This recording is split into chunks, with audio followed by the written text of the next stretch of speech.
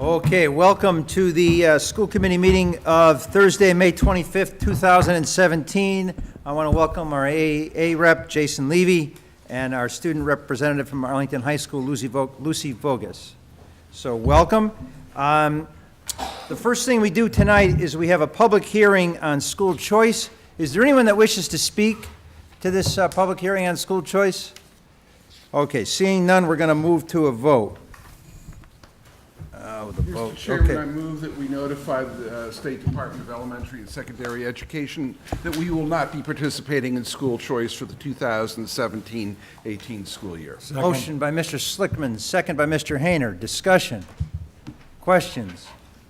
All in favor say aye. Aye. All opposed say nay. The ayes have it unanimously. Okay, we got that done. All right. Public participation. So we have 3 people for public participation. We start with Elaine Shea. You just go up to the mic, say your name. Okay, tell me, can you hear me? Yeah, we can hear you. All right. Thank you. So I'm Elaine Shea, and I'm here tonight on behalf of librarians in the Arlington school system. And I'm so pleased to see what your goals are. The first one and the second one fit fine for having professional librarians in the schools. I have been volunteering at the Bill Shea Library 2 days a week for, since it opened. It's close to, 4 years. And I have seen what a professional librarian can do. Liza Halley has been fabulous. She has planted seeds in those kids that just will burst someday. She gets so excited about teaching, but more than what she does, she's hired as a paraprofessional. And I know all the school libraries have paraprofessionals, and the pay is minimal. She for one, and I know Liza personally, I don't know what the rest of them do. And I know it's her choice to do more than whatever she's supposed to do, read to the children, check out a book, or check books in. I do that. That's easy. What she does is make her books come alive to the children. For instance, just last week, she had all the kids look at pop-up books. And, we have 20 beautiful pop-up books, but you can't leave them out all the time because they get wrecked. So big deal, she puts them out on the tables, talks about it. What do you notice? What do you see? How do you think they made? But then she follows up. The next week, she's got millions of little cutouts and scrollies, and she's got papers in the shape of a book. She said, okay, you're going to make your own pop-up book today. So the kids sit down and they're, wow.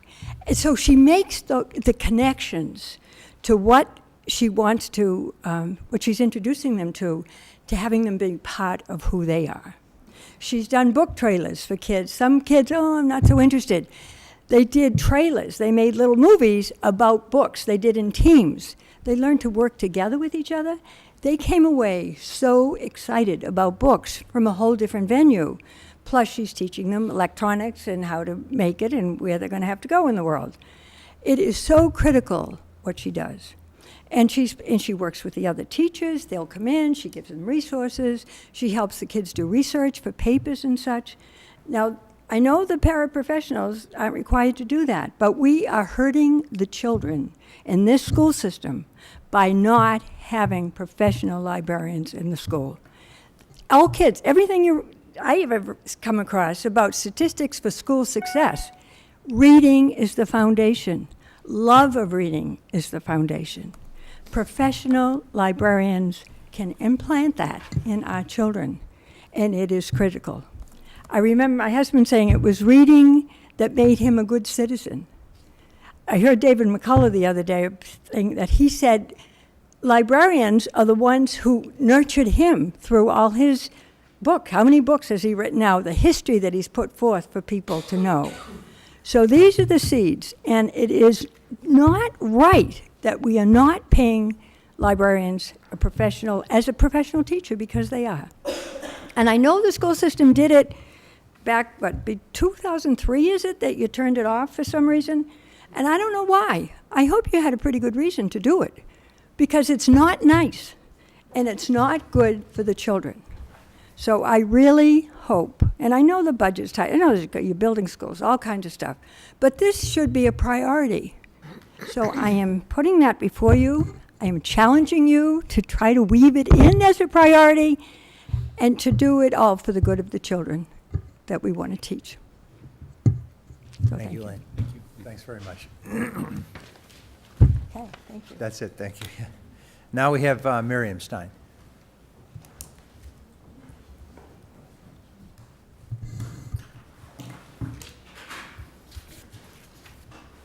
Hello, again.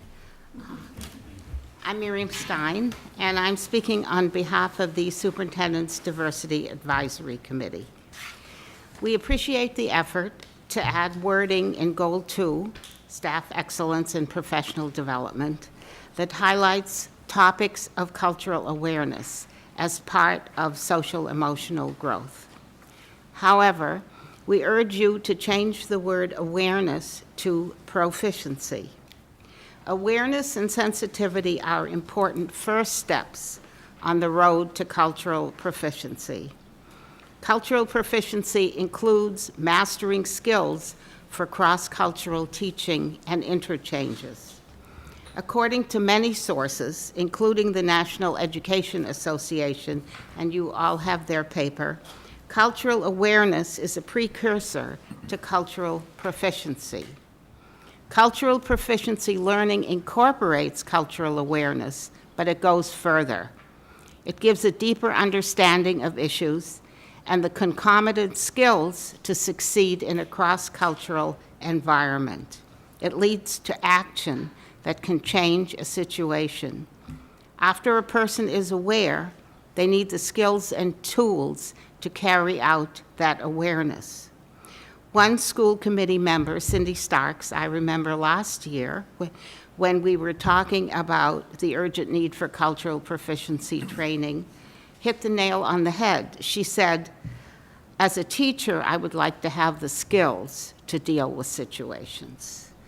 We're pleased that the district is providing cultural proficiency training for administrators this year and beyond, as called for in the goal. We hope the district goals for the upcoming year will also require cultural proficiency training for teachers and others.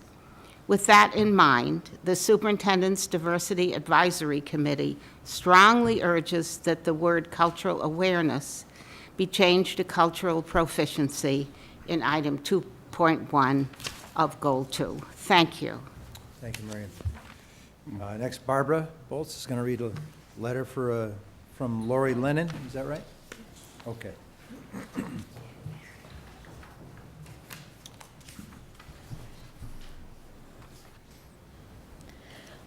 Hi, you know me, I'm Barbara Bolts, and I'm here to speak for Ms. Lori Lennon, who could not make it tonight. Lori is a member of the town's Equal Employment, Equal Opportunity Advisory Committee, and a new member of the Superintendent's Diversity Advisory Committee. She couldn't be here tonight because she has to be with her daughter at soccer practice. So here is her statement. My name is Lori Lennon, and I'm the parent of a second grader at the Thompson School. This statement is to encourage the school committee to ensure cultural competency training is not only included in the 2017-2018 district goals for Arlington Public Schools, but also highlighted as its own goal in the strategic planning document.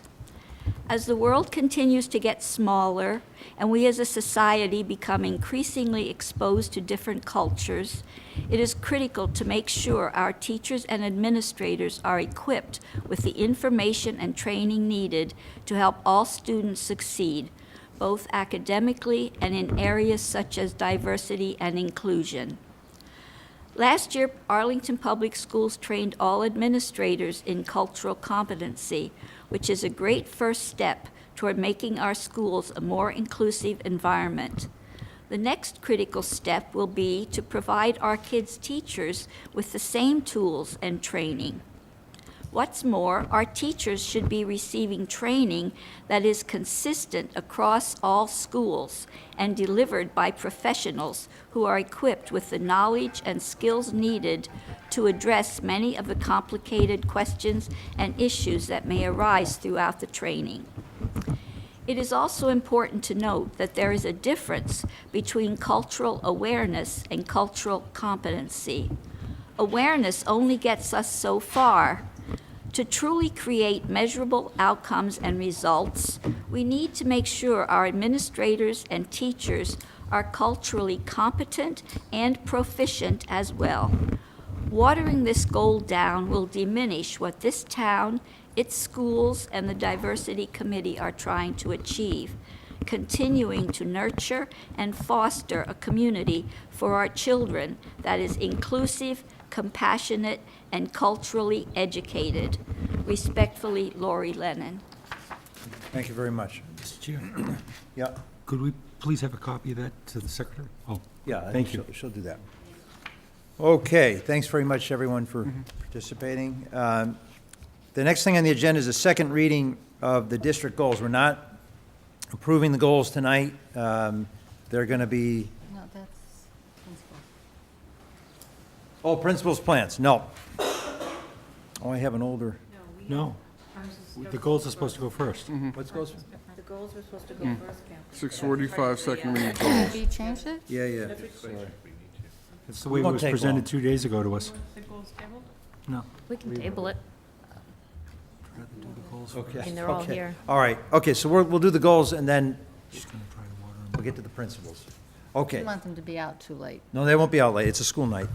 So, okay, so, second reading of the district goals, I'm not going to read them all, you've had them in your packet, but I thought what we do is, what we've done in the past practice here has been to get any input on the second read. It goes to Paul's committee, the Curriculum Instruction Assessment Accountability Committee, which meets on Monday, May 30th at 6, It's on Monday. Tuesday, May 30th, Yeah. at 6:30 PM, right? A couple comments before you open. Yeah, the second- so why don't we do that? I did do a change, and there's been some discussion tonight about whether you have the word cultural awareness, competency, or proficiency. I will say that I have been to a number of presentations this year, and one message that has come, that has been abiding through all of them is that none of us are going to be culturally proficient. It's a journey, it's certainly something we strive for. What we do want, and in fact, I think it would be a reasonable thing to change awareness to competency, because that is what we are all striving for. But in terms of proficiency, I've heard, in fact, I was just at a global conference 2 weeks ago, and that was a point that was made at that conference. So I'm fine with changing the word to competency. The other change since the last time is that I've added one more goal, because we've had this circulating among administrators. Other suggestions have come forward, and I think this is actually a very important one. It's under Goal 3, which is to develop a space use reconfiguration plan for the Addison Middle School in preparation for the 6th grade moving to the Gibbs School in September 2018, because that is going to be some significant work that's going to be taking place at the middle school, and when we complete that plan, we'll certainly be sharing, and probably maybe some iteration reports as we go through that. So that's really the only difference, as well as the addition of that sentence, which is part of our overall work, going back to the first issue about the kind of training is really not the right word, professional learning that we want to have all of our educators participate in is part of our overall effort to create very positive social emotional cultures in all of our schools. And in fact, just in terms of the planning here, we just literally signed a contract this week with a presenter that we've been looking for a while for who would be the right person to be part of our professional day next year, November 1st, and we've decided on inviting Anthony Muhammad. And in fact, Dr. Chesson might say a couple words about that, but we literally just completed the contract with him. I feel very fortunate that he's going to be able to join us next year. So Dr. Mohammed is from the Detroit area. He's been a principal at the high school level, middle school level, and has been a teacher at both the high school and middle school level. And he's one of the most sought-after educational consultants. He specializes in working with teachers to not only provide them with professional development, to become a professional learning community that's culturally competent, but also really has a strong tie to what that impact that will have on closing the what he calls the achievement trap, and really works with schools, teachers, and principals as well to develop those set of skills that will help them to bring every student to their highest achievement level. So we're very, very pleased to have him come and work with us on that full-day professional development day for all the staff. So that's the end of my comments. Okay, thank you. So questions, any questions for Dr. Bodie? Do you want reactions to the actual things now, or do you want to say, since I'm on the subcommittee, to save it for the subcommittee? Well, you're on the subcommittee, so you I get a chance to understand. talk. So I thought it'd be Okay. better if people that aren't on the subcommittee Okay, get a chance to fine. say something. I'll have something at the very end different. Okay, go Thank you. ahead, yeah. Do you have any? Sure. Yeah. So we had talked last time about, for the goal 4, as far as stakeholders, opportunities. For 4.1, I just want to suggest adding to the end of that, provide all stakeholders opportunities for input into the feasibility study for the high school and the academic operations and cultural plan for the Gibbs School.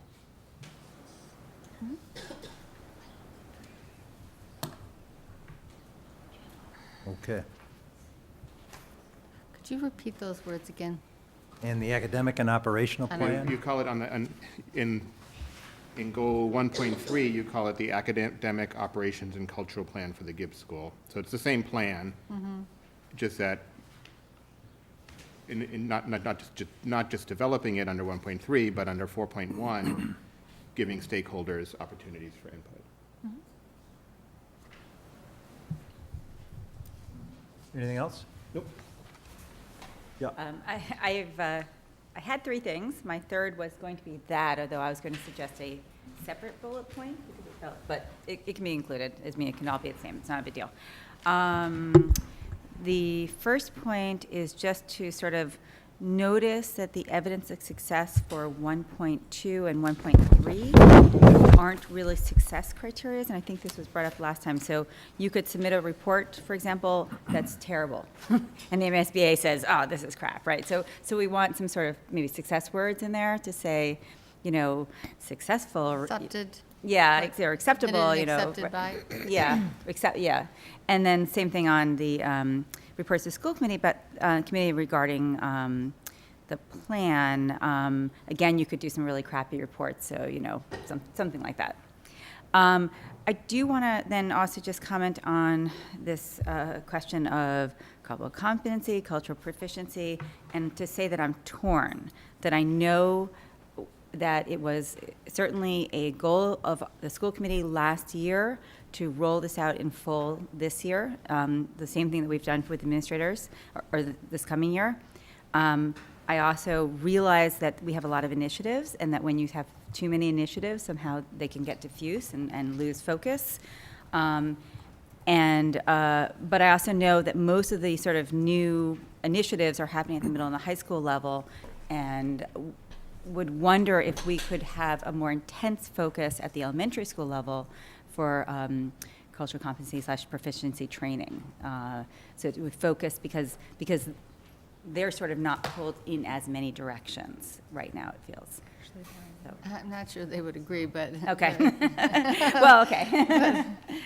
I'm basically just to say that I'm torn. No, I hear I what think you're that, you know, if you have too many balls up in the air, you have too many initiatives, you know, then you're not doing anything well. And I do think that there's a lot going on with the high school, with the social and emotional rollout, but I don't want this to get lost, and so I don't want this to be the final word in terms of what we do as a district in including these kinds of initiatives in our sort of future plans.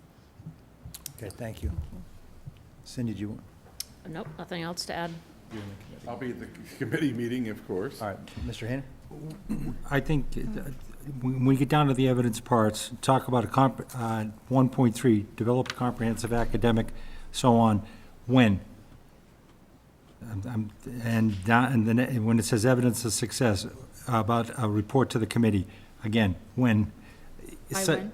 By when? In the fall, in the spring, March? If you can give a specific date, that'd be great, but I understand that you need some flexibility on that. And I think there was one other one. Let me go down. 3.4, the one you added.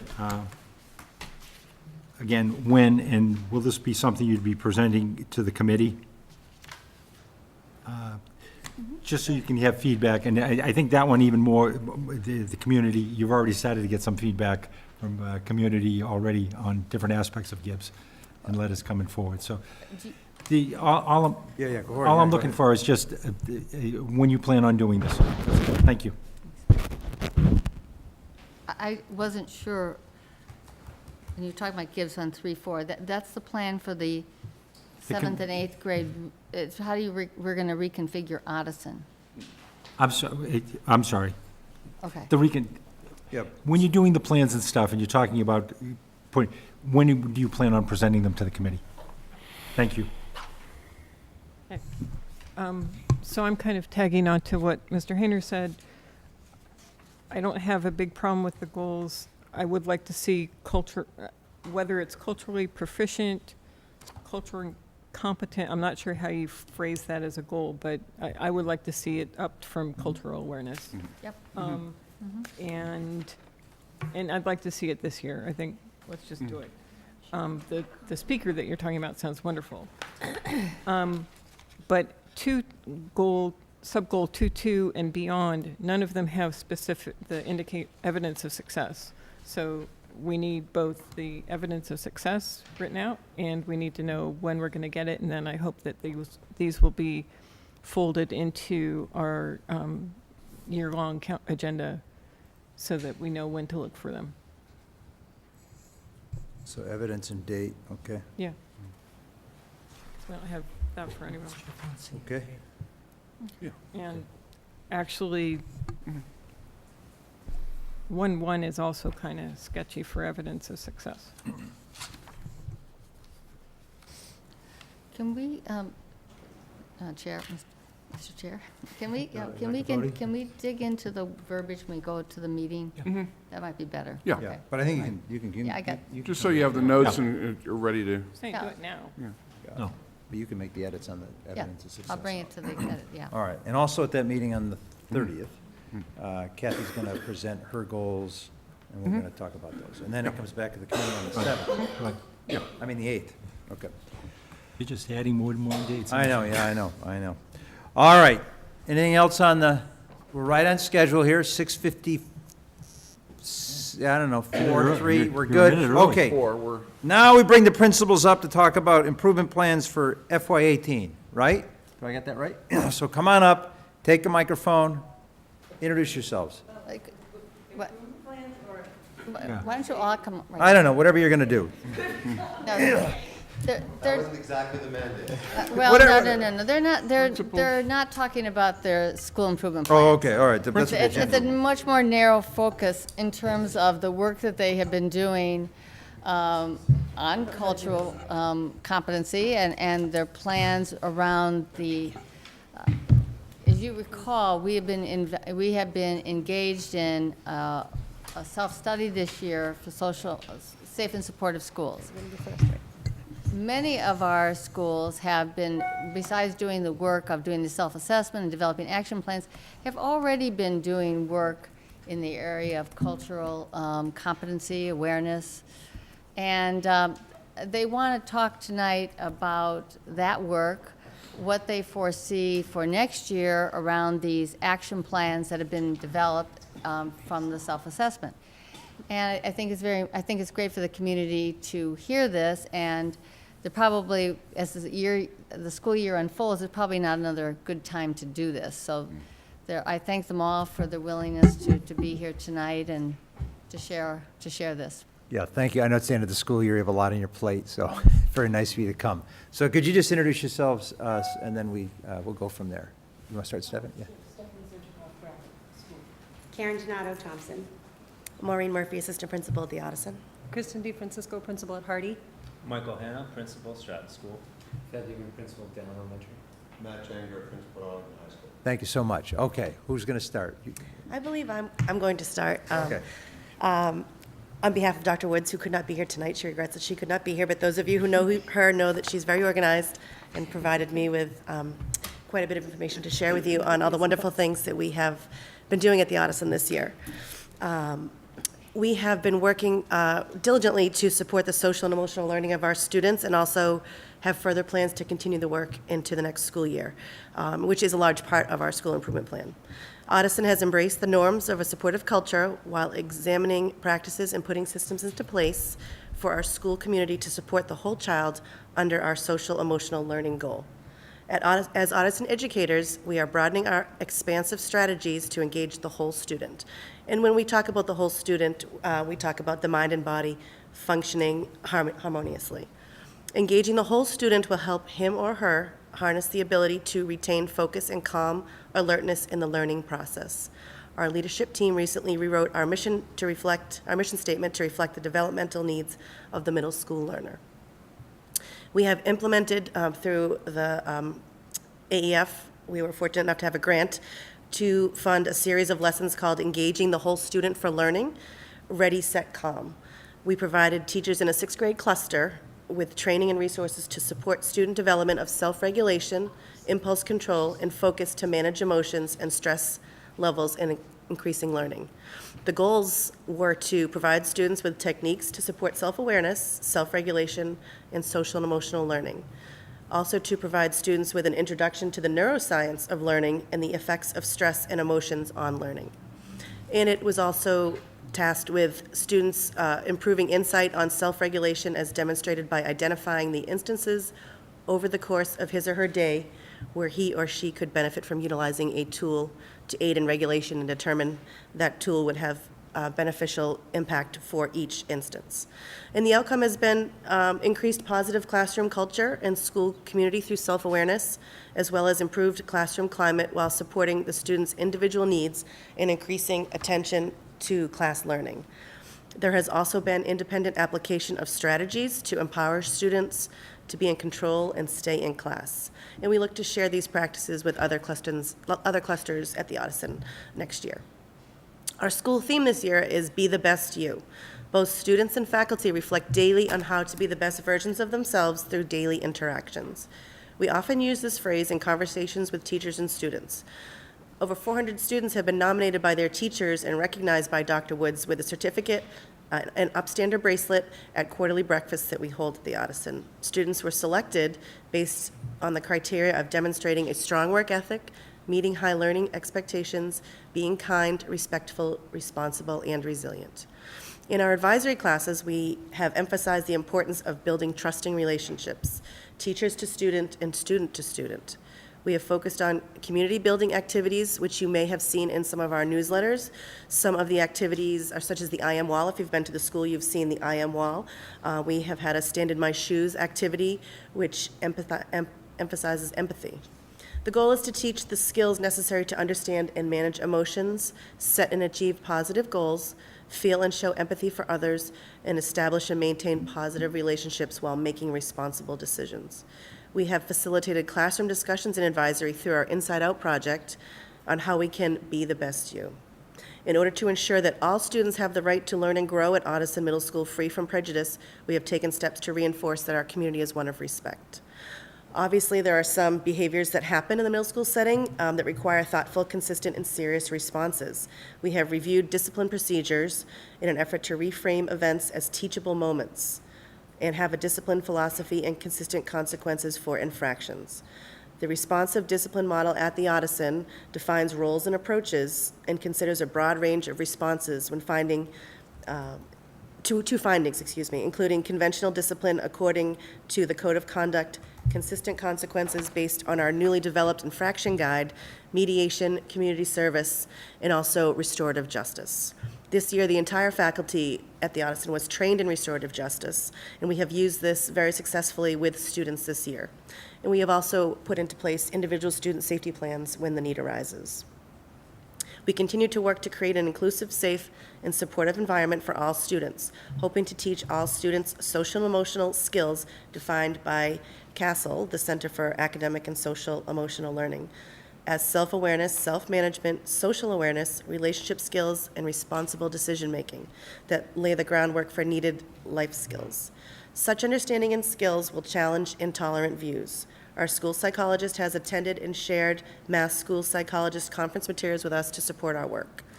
Our goal is to consciously create an inviting environment and to foster social connectedness. Professional teams are being created or are already in place, such as our leadership team, our crisis team, our school improvement council, our diversity peer leaders. And these teams all work to evaluate social and emotional learning as well as school climate needs. Next year, we look to create an equity committee. We have systems in place that turn OMS values into actions. We also appreciate the support of our parent community. OPAC has co-sponsored a workshop with the Anti-Defamation League regarding cultural diversity in the home, which was very well attended by parents. We plan to continue working on a culture of inclusivity and respect as a priority at the Ottoson. Our students play a leadership role in promoting a positive and safe school environment. We have over 50 students trained as peer leaders participating in World of Difference activities. Student leadership and their voice is very important at the Ottoson. Some of these activities that they have led are Unity in October, wearing the color blue on Fridays, Stomp Out Bullying, Ally Week, No Name Calling Week, celebrating Black History Month, and they have also been working to review and rewrite the school dress code. We were also fortunate enough last week that one student brought a Holocaust survivor, Mr. Greenfield, to our school to speak with students and share his story with us. Professional development for teaching is ongoing at the Ottoson. We had 7 teachers attend the SEL conference at the Harvard Conference on Social Emotional Learning in the school committee with Dr. Woods, which explored competencies, resources, and strategies for success in this important area. As a faculty, we had a workshop on LGBTQ with Jeff Parati from the Safe Schools Initiative. A group of teachers attended the Emerging Best Practices, Preventing and Addressing Biased Incidents in Schools. Ottoson had 14 teachers involved in the Safe Schools Initiative, focusing on SEL and cultural proficiency. Dr. Woods and myself and a team of teachers went to the Responsive Classroom for Middle School workshop, and as a result, we have a study group engaging in the book, The Power of Our Words. We have worked with a consultant, Carlos Hoyt, at faculty meetings, and engaged in professional development on social identity and social bias. This examines protocols and practices, and also dimensions of social identity and associated biases. We have an effective student support team in place that looks at student data, monitoring students, collaborating together, and monitoring cross-discipline feedback. We meet weekly to put supports into place for these students, and they are presented at our student support team. We have an in-depth process in place in order to set students up for success. We have a program that offers OMS students who participate in the METCO program an opportunity to work with subject-based tutors after school on Mondays and Thursdays. Students are provided a place to work on homework, problem-solving skills, and test and homework strategies in a safe space. We have implemented a transition program and thoughtful placement plan for students in all grades. We have examined our homework procedure and are finalizing guidelines. We look to be proactive in developing intervention strategies to increase academic success, assist with conflict resolution and anger management, help students develop appropriate social interaction skills, and assist students in understanding their roles in the greater community. We hope to continue to provide professional development to staff with essential information to better understand the factors involved, such as cultural, societal, economical, family, and health, as well as what affects students' performances in social emotional learning at the Ottoson. These are all the words from Dr. Eileen Woods, interim principal at the Ottoson Middle School. All right, thank you very much. Is anyone else going to I speak? know, she's amazing, yes. I would say, Jason. Kristen, you, Do you know how to work that? Are you looking at me because you want me to start? Yeah, you do. Okay. This is easier. That's why I thought you were looking at me. We're here this evening to talk a little bit about some of the things we've been doing at the elementary level to support the topic that you're speaking about this evening. It's actually been very helpful to sit and listen to some of the community members of the diversity committee. Hearing about what you were doing at Ottoson is also really helpful because we feel like we're laying the groundwork for this work at the elementary school. So we start talking a little bit about Safe and Supportive School Initiative, which is something we've all been participating in this year. In order to create a district that is welcoming, supporting, and inclusive for all, we know that it is important for students to feel positively connected to his or her classroom and communities to feel connected to their schools. When we're doing this work, we ask ourselves the following two questions. With a strategic focus on social emotional learning and cultural competence, we ask, how do we know whether our schools are welcoming and inclusive places for all? And we also ask, is our curriculum reflective of all students in the Arlington school system? The importance of having students feel connected within their schools. Over the past few years, our work in creating inclusive schools, which includes responsive classroom, open circle, safe and supportive schools committees, which we'll talk a little bit more about in a minute, has placed more emphasis on improving the experience of all students at school. We will use the summer months to develop action steps for addressing cultural proficiency in our 2017-2018 professional learning plan. And when we speak about that, we talk about the work that we've specifically done in our Safe and Supportive Schools Committee. We all engaged in a very large survey. And basically what that did for us, it differentiated the process. Michael might be working on something at Stratton identified by that survey. I might be working at something different at Hardy identified by that survey, and so on and so forth. So it's really helping us to hone in on the places where our schools need to work on cultural competency. And if I could add the imperative for every member of the community to grow in their cultural competence and heading towards cultural proficiency, I hope that what you're seeing in the slides tonight is that we see a context for that there's an even deeper mission to be focusing on an environment that is optimal for student learning. And what that means is that there's a set of norms that are both spoken and unspoken around how children and the adults in the school community language with one another and work with one another. And we're looking forward to continuing to deepen that in our schools in order to have a really hospitable environment for specifically growth in cultural competence. So again, just let that be the backdrop for what you hear is that what we're seeing as a really broad mission in each of our schools. Safe and Supportive Schools work has asked adults to think about the way our practices, our words, and our interactions impact our increasingly diverse community. And that's exactly what Michael was just saying. We've talked a lot about how that's working for each of us. This program has complemented other school-based priorities. And I think what we'll do is talk a little bit about what these programs that we've listed here, how those are helping to do what Michael just talked about, is create a mindset not just for children, but for the adults in the building that are working with children, our power, our influence over how they're developing the sense of community that we want them to develop. Responsive Classroom and Open Circle are two of those programs. Those are both address social emotional learning. I think what Responsive, and I'll let somebody else talk about Open Circle because I know some of you are doing that more in your. The Responsive Classroom, what that has done for us, it has given us a platform to talk with teachers about what children need in order to feel successful in a classroom. What does a classroom look, feel, and sound like for children if we want them to access curriculum and we want to close that achievement gap? What kinds of things should we be doing in our rooms? What should our language sound like? So setting that environment for adults first, and really doing work around why that's important and having adults understand that work is the umbrella under which we're working. The Open Circle, does somebody want to talk about Open Circle? You want me to just give you an overview? It's very similar to Responsive Classrooms. The difference is Responsive Classroom is sort of infused throughout the day, and Open Circle is an actually specific curriculum where kids do sit in a circle. And the openness of it is that they share and they talk about some of the things you were talking a little bit about, different scenarios and how you might respond to them. Would you like me to do Tools of the Mind also? Well, I think you all have been, become acquainted with the Tools of the Mind program, and again, connecting with the other two that were just mentioned, it's a lot about emphasizing dispositions and attitudes and mindsets, and that I think that what's different here, and I don't know if we necessarily have to run through each one of these, but it's putting all of this work on the front burner in schools.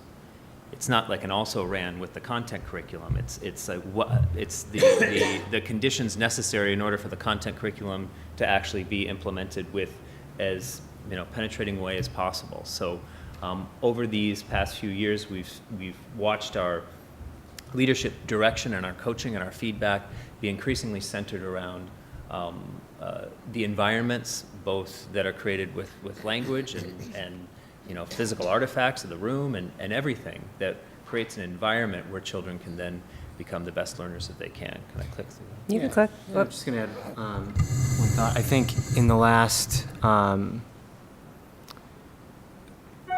to 7 years, you saw a pretty dramatic shift in the direction that our state pushed our teachers through standards and through curriculum. And you've seen a lot of that represented in the ways that you've supported schools with our curriculum. What's also changed, and I think teachers would speak really well to this, is the dynamics in the classroom and the diversity in our community, and the way that a group of 20 kids can represent in all sorts of different ways the socioeconomics, the race, the education, the trauma, and the list can go on of what actually exists underneath the surface. So it's great that Arlington has made a really nice statement about the importance of social emotional learning and the importance of the relationships that adults and students have with their schools and the relationships that families have with their schools, because the tone that you set for the learning and the high expectations that you want for all your kids has to be based in a foundation of joy, of kindness, of understanding and empathy, and that work has to happen, and it's as important as the mathematics and the literacy experience of kids. So as kids developmentally get older and the work becomes more targeted, and in the middle school, certainly some of the conversations are going to, for very good reason, be more pointed into get to some of the more important topics that are kind of in front of us. We in the elementary schools know that our kids need to learn how to be friends, need to learn how to play, need to learn how to respect each other's learning in the hallway, need to learn how to leave their day with a mindset of tomorrow's going to be a great day too. It's understated how important some of those things are for kids. And all these programs really set the foundation for that kind of thinking and learning. You talking just reminded me of when we had Jessica Minahan come and talk with our school, and she works with teachers to help them understand why kids behave in certain ways and how to respond in order to help them as opposed to encourage more of the same behavior. The first thing that she did when she started off her talk was to describe a classroom and all of the different players in that classroom. And it was very poignant for me as a leader, because my work with teachers needs to help support everything that's going on in that classroom in order for us to get to the curriculum piece, the math, the writing, the science, the social studies. When you're thinking about all of the different things that a classroom brings to a teacher at the elementary level, you're really trying to support that. And I'm proud of the work that we've done as far as not pigeonholing that and just focusing on one thing. We're really thinking about all of the things that a teacher is going to come across in his or her day, and trying to support that so that the kids can be successful. I think this is our last one, yeah. So where is this work leading us? We have a common vocabulary among staff about highest quality learning language, which is paramount, because you can walk into any one of the classrooms and you're hearing the same kind of language to encourage kids. Teachers are aware of the power of their words and how their words can help students to feel empowered and confident. And prompt for long-range perspectives for planning for sustainability and continued improvement. And so we're thinking about not only do we have to do this work, but then we actually have to make sure this work continues to happen. And so what we're doing in our buildings in order to sustain these best practices around social competencies and social emotional learning and cultural competencies, is going to make it into all of our school improvement plans. So it's not just a one-line item in your school improvement plan, we are going to become more culturally competent this year, but also how are we going to sustain that as the years flow into one another. So, did I miss anything? Just one last thought. I was just thinking about how we started this in saying that there's a broader context for our work in developing cultural competence towards cultural proficiency. And it reminds me of the book that kind of launched the responsive classroom movement almost 30 years ago. And yeah, its title was Teaching Children to Care. So that seems to be on the front, and the first thing to do, and the first thing to be focusing on is helping students grow in what we believe is a natural tendency to care, both about themselves and one another and their learning and their teachers. And when we do that, then the more fine and discrete goals are ready for us to attack. So, thanks. Thank you. Dr. Ching? Wow. So actually listening to the elementary and the middle school principals, sort of in thinking about what I had written down here to say, really made me realize two things about the high school, and I know this all the time, that the strengths that we have at the high school, the things that we're very successful at, and the challenges that we address, all rise almost entirely on the shoulders of what happens before. We all know this. But when you look at the issues around social emotional learning, when you look at almost all of the challenges we have, so we're extremely high-performing school. We have extremely high-performing students. We seem to get better at that in that area every year. That's the rise in standards that Thad pointed to. At the same time, along with that higher emphasis on high performance that our kids are bringing to us, that the state has asked us to do and that we are succeeding in delivering, we also see rises in social emotional challenges in our students. And when you look and you say, what is the problem going on here? What are the challenges going on here? They're all skill sets that the students lack or experiences that the student lack, which are fundamentally learned and taught through play, through interactions around how do you be a friend, how do you talk about what your needs are, how do you resolve conflict in groups, which are things fundamentally and best taught at the elementary level. So I'm really excited because I'm hoping in 5 years I won't have to do any of this anymore because they'll all just arrive ready to go. But the reality is, 4 years ago, we began sort of having some of these conversations at the high school, that if you're looking at the social emotional challenges that the students have, where are they coming from and what are the issues? And the original question, I think, that we were asked in the email that brought us here was also to talk about the connection between social emotional learning and cultural competency. And I think they're connected in a way which is that social emotional learning is the general. Like if you are able to care, if you are able to relate to others, if you are able to respect difference in others, that's a fundamental thing which you need to be able to do to achieve cultural competency.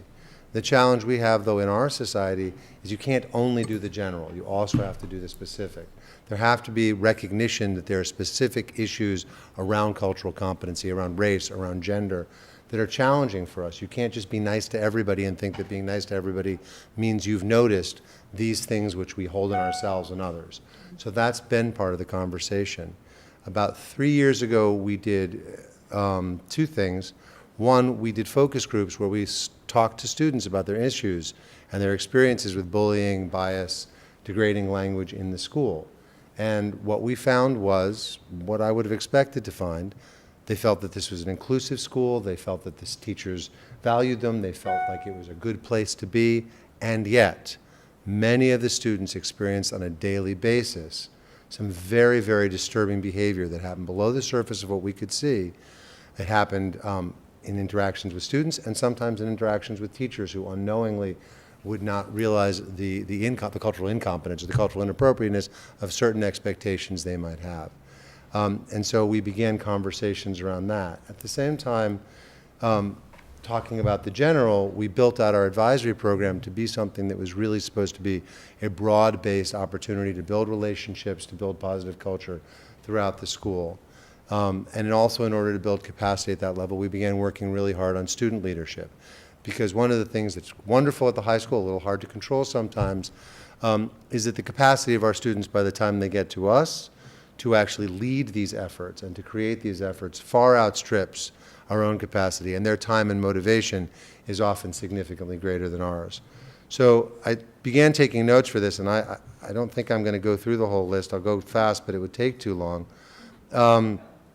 I go fast, of things that we have been doing and areas that we've been focusing on. And what was interesting was I went back to our school improvement plan and just filled out sort of the highlights around things we were doing around these areas.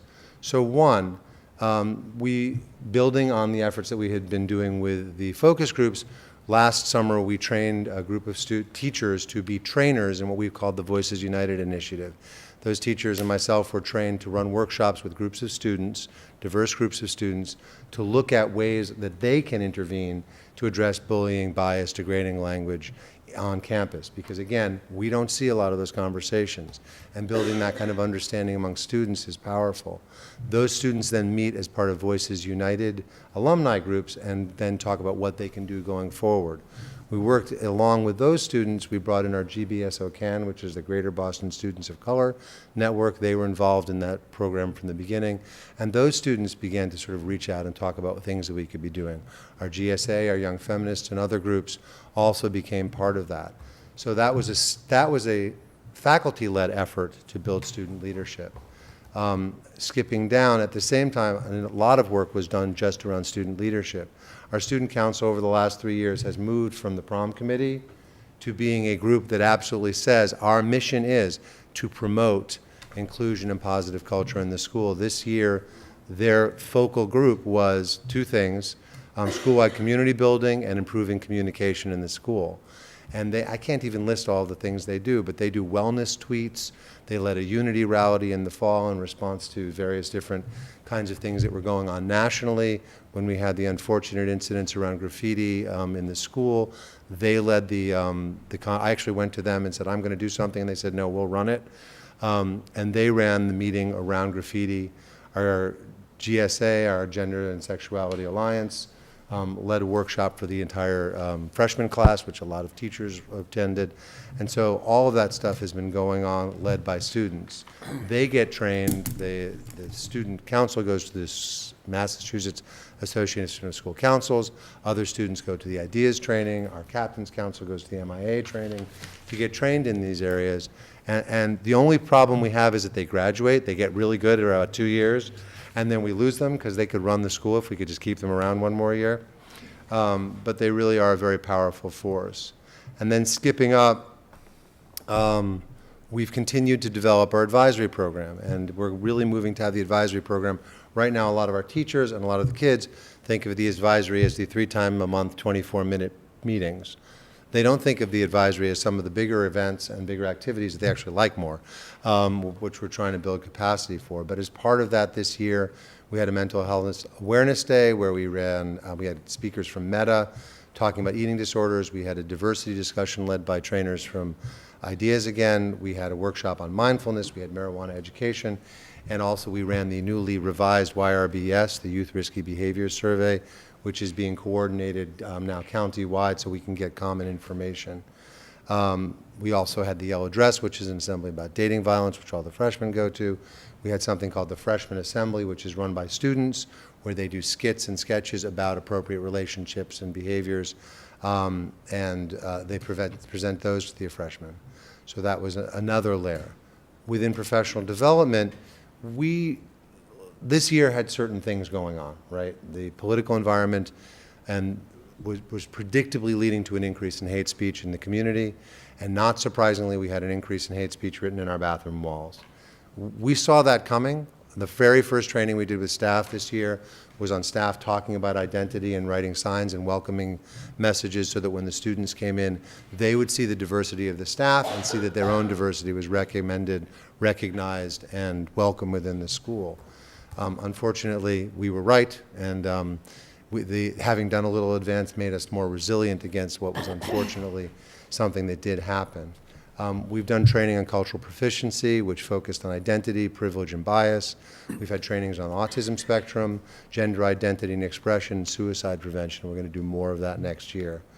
In addition, we worked on our programs that support the students who unfortunately come to us with some challenges of their own. So we have sort of 4 programs that I would say focus particularly on students with social and emotional challenges of various sorts. Those would be our Summit, our Millbrook, and our Workplace program, and we've had traditionally something called the Transition program. The Transition program was for students coming back from some sort of a long-term absence for medical or mental health issues. The challenge was that for many students, a transition of 10 days was not really what they needed. They needed ongoing support. And so we created 2 programs that are connected to each other, the Harbor and the Short Stop program. Short Stop is what we used to be called the Transition program, meant to last for a period to get kids back on their feet and back into class.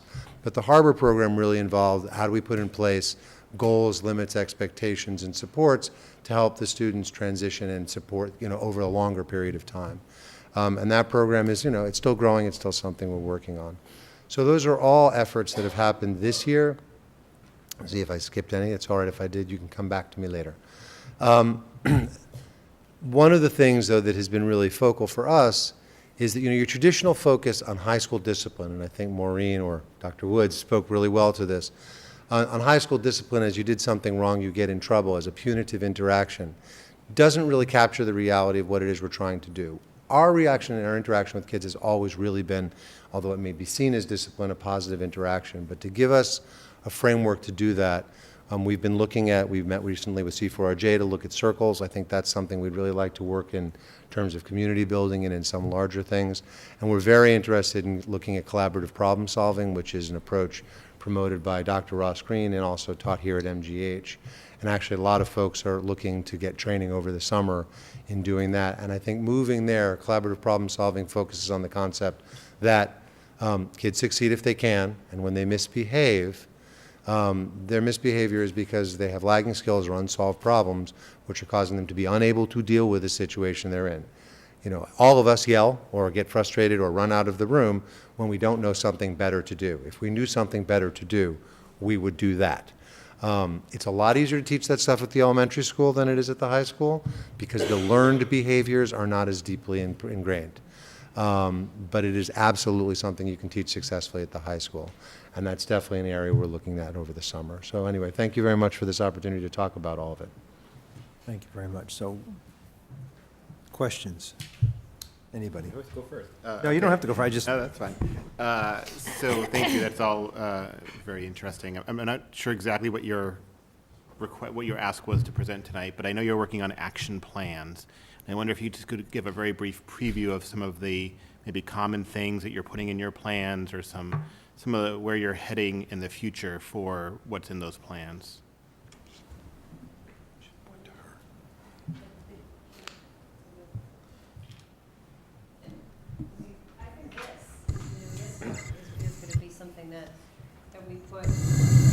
Into our plans, and where in our buildings do we feel like we need to start to ramp up some of the work.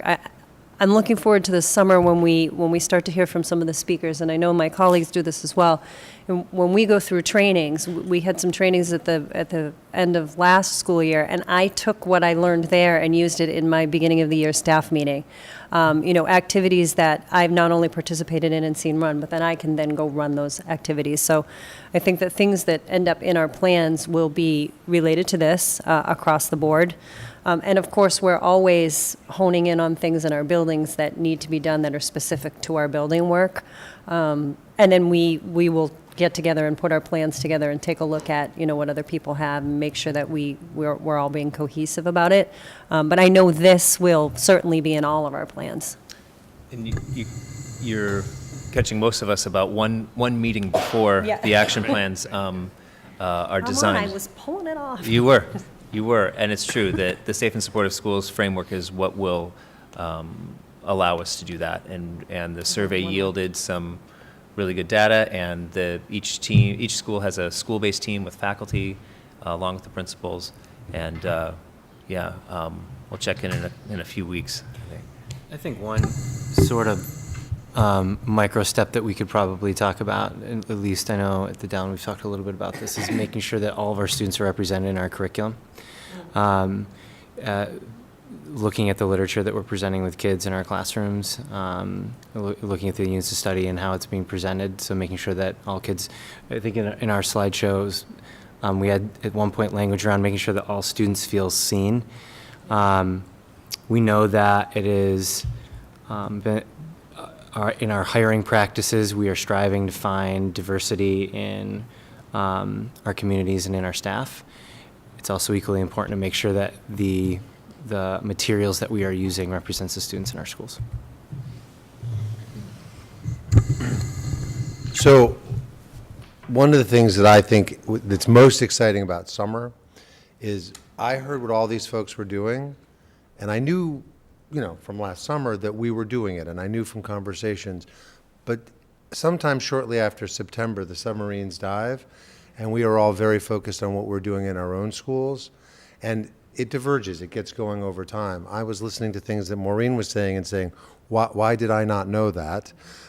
Because I'd like to sit down and have those conversations. I know we already have on our calendar, Dr. Bodie's already scheduled a conversation around cultural competency and social emotional learning that we are all going to get to share. We're going to bring in folks to talk about.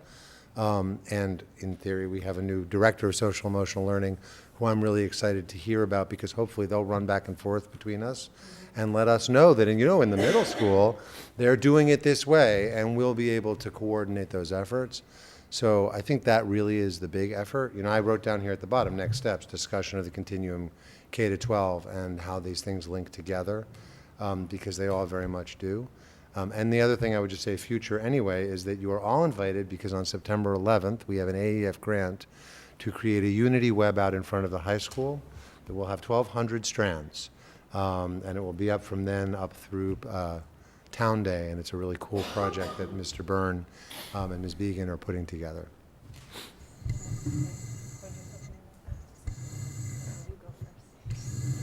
I would just like to echo what Dr. Django was saying about I think the vertical communication is important in the common language for students, where we absorb students from 7 different elementary schools. It's important that we know how they're addressing these issues in the language they're using, so that we can continue and collaborate together. And I think something that we're also working on is helping teachers and students in the moment. If something offensive is said, or we need to help that be a teachable moment instead of waiting and addressing it down the road.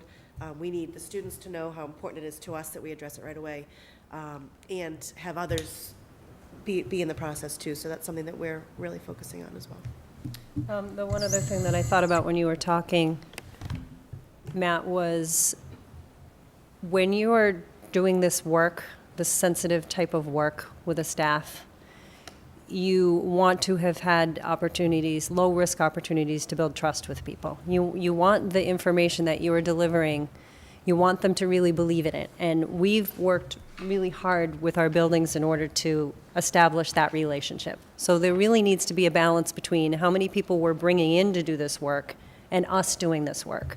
So us being able to sit as an admin team where we have built trust with one another lets us go through some of these activities that, you're unpacking your backpack and you're examining your own, what biases you might bring. And then we think about our staff and say, okay, how am I going to do this in a way that this isn't going to be just something that they're going to sit through in an hour? How am I going to do this in a way where they're really going to take something away from it? So having that balance where we get the education over the summer and learn as a group, and then we're taking that back to our faculties, I think is really a really important balance for us to have. That makes sense. Any other questions? Yep. Well, I'm really excited to hear about all this stuff. I think it's been sort of social emotional issues have been issues in Arlington and in many, many other communities. We are not unique in this. And I'm really heartened to see the type of attention and focus and dedication that you all are putting toward this. And I'm really, really excited about that.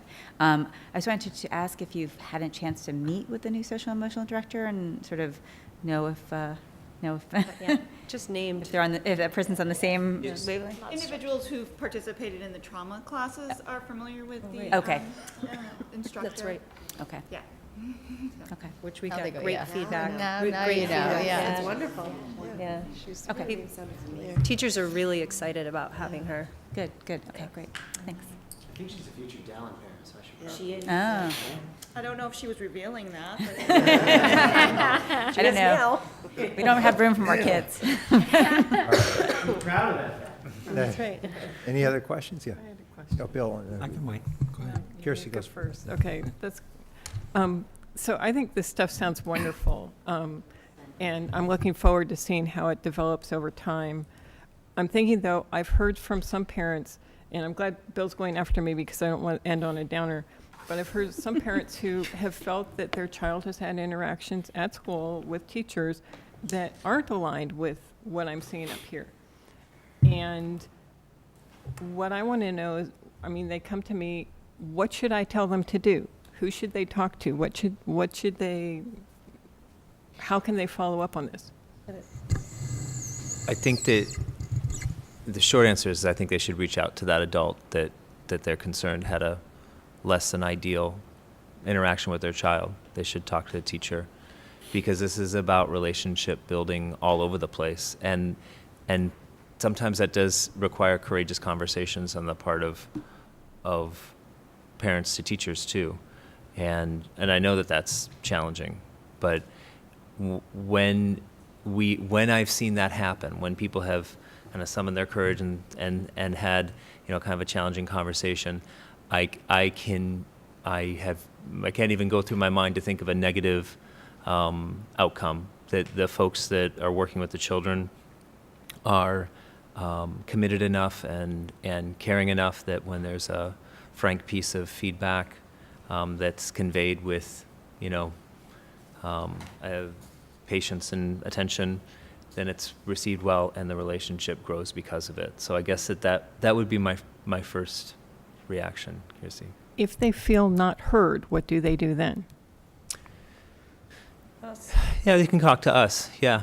And we'll still include the faculty in that conversation, but you know, it's about working with children. It's the hardest work I think that's out there. So of course, you know, feelings and sometimes less than preferred feelings and expressions come into it. But I really believe in all the people that I work with. I know that these guys do too, and we just have to keep talking to each other.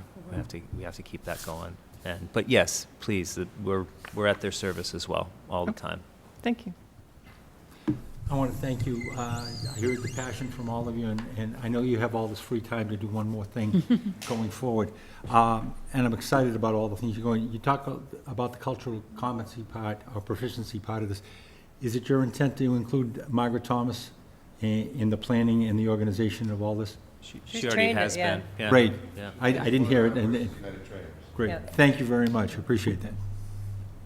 You know, I think one of the best things I heard, I think it was Kristen or said it, is that, you know, you don't really get a degree in cultural competence, you know, like pass a course and, oh my God, I'm culturally competent, I'm going to do everything right. I think the most important thing is to create a school in which a teacher and teachers feel that it's a safe space for them to learn, grow, make mistakes, learn from mistakes, talk to their principal about the right thing to do, talk to the department head, talk to the assistant superintendent. I mean, so I think that's, you know, or the various people that help a teacher grow and improve and become a better instructor. So that seems to be what I heard, and I think that's true, right? That you're trying to create this place where a teacher can grow, come in with a certain set of biases, and maybe in a year or two erase those biases and become a better teacher.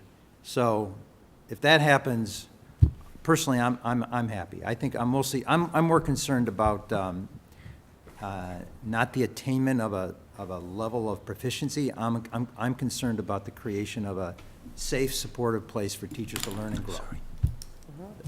And that's what I think I heard from everybody tonight. Yeah.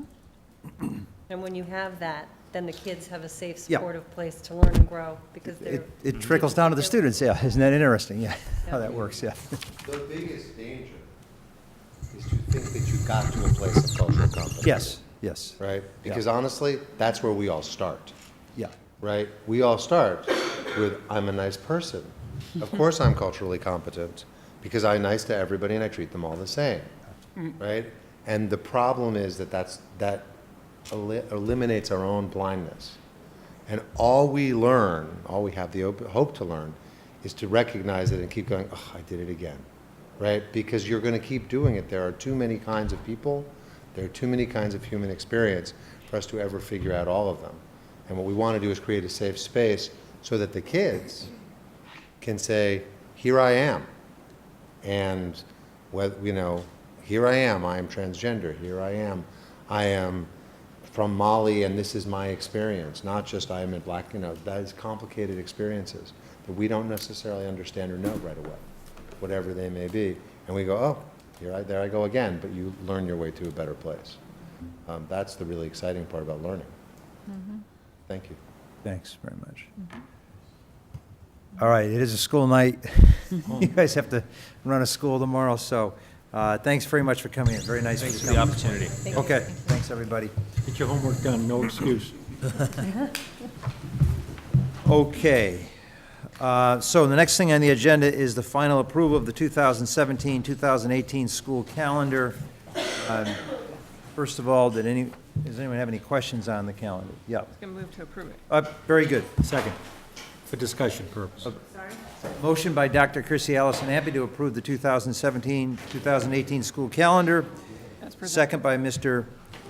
Hayner. Discussion. Does anyone want to discuss it?